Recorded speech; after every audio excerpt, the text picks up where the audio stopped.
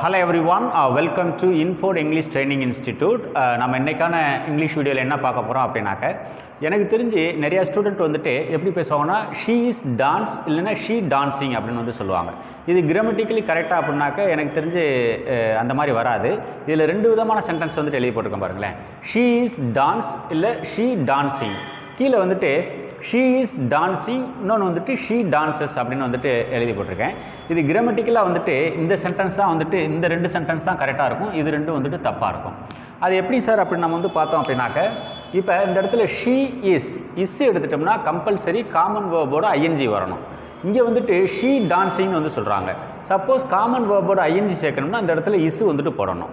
ஏன் இஸ் போடணும்னா இது வந்து சிங்குலர் சப்ஜெக்ட் அப்படின்றதுனால இஸ் வந்துட்டு வரும். இப்போ கீழே வந்துட்டு பாருங்களேன், ஷீ இஸ் டான்ஸிங் அப்படின்னு வருது.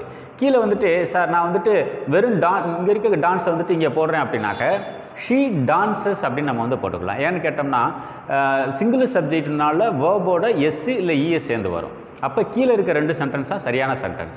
ஷீ இஸ் டான்ஸிங் இல்லை ஷீ டான்சஸ். ஆனால் எனக்கு தெரிஞ்சு நிறையா பேர் இந்த மாதிரி வந்துட்டு யூஸ் பண்ணுறாங்க. She is dance well sir, she dancing on the stage sir அப்படின்லாம் வந்து சொல்கிறாங்க. So that is not a proper sentence. If you want to frame the sentence like this, you just take this kind of sentences. That's all. Thank you guys.